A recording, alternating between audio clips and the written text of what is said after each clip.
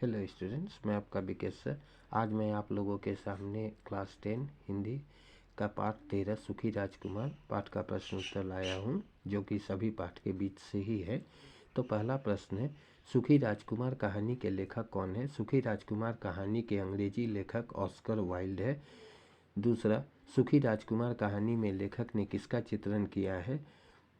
Answer, अपने लिए जीने और दूसरों के लिए सोचने करने की इन प्रवृत्तियों के बीच के द्वंद्व से मनुष्य समाज लगातार घिरा रहता है। इन्हीं प्रवृत्तियों का लेखक ने सुंदर चित्रण इस कहानी में किया है।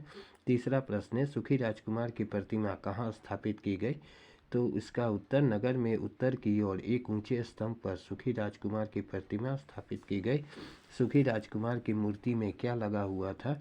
सुखी राजकुमार की मूर्ति पर हल्का स्वर्णपत्र मरा था। आंखों के स्थान पर 2 चमकदार नीलम थे और तलवार की मूठ में एक बड़ा सा लाल जरा था। पांचवा प्रश्न है, मूर्ति ने गौरैया को अपनी रोने का क्या कारण बताया? मूर्ति ने कहा, जब मैं जीवित था और मेरे वक्ष में मनुष्य का हृदय धड़कता था, तब मेरा आंसुओं से परिचय नहीं हुआ था।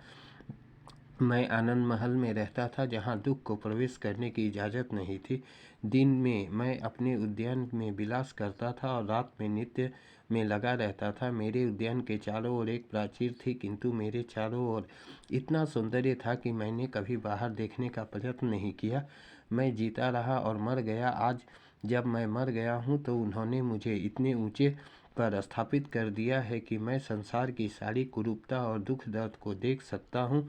मेरे ही नगर में इतना दुख है कि मैं, यद्यपि मेरा हृदय जस्ते का है, मगर फिर भी फटा जा रहा है। छठा प्रश्न है,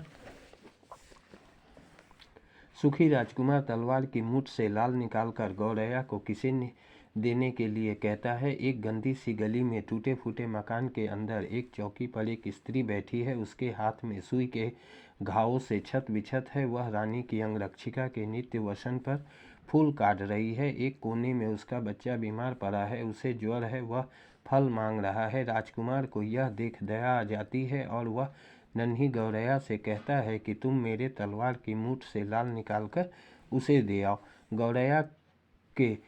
गौरैया को बच्चे से स्नेह नहीं था। क्यों? गौरैया को बच्चों से जरा भी स्नेह नहीं था, क्योंकि पिछले बसंत में 2 बच्चे रोज आकर गौरैया को ढेले मारा करते थे। उसे चोट नहीं लगती थी, पर यह उसके लिए काफ़ी अपमानजनक बात थी। मेन्नान शब्द का अर्थ क्या है? ग्रीक मिथक में इथोपिया का राजा। 9वां प्रश्न है, राजकुमार अपनी एक आंख का नीलम निकालकर किसे देने के लिए गौरैया को कहता है? राजकुमार को शहर से दूर एक सिली हुई कोठरी में एक तरुण कलाकार दिख रहा है, जो रंगमंच के लिए नाटक लिख रहा है। ठंड के कारण उसकी उंगलियां नहीं चल रही है, अंगीठी में एक भी कोयला नहीं है और भूख से उसकी आंखों के सपने टूट रहे हैं। 10वां प्रश्न, राजकुमार दूसरी आंख का नीलम निकालकर किसे देने के लिए गौरैया को कहता है? एक लड़की जिसका सौदा नाली में गिर गया है, वह रो रही है। वह खाली हाथ घर जाएगी तो उसके पिता उसे मारेगा। उसके पैरों में जूता नहीं है, उसका सिर नंगा है। नीलम पाकर वह मार खाने से बच जाएगी।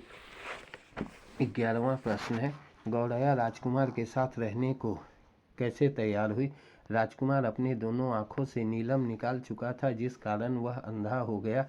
इसलिए गौरैया राजकुमार के साथ रहने को तैयार थी। 12वां प्रश्न है, राजकुमार अपने शरीर का स्वर्ण पत्र निकालकर किसे देने को कहा?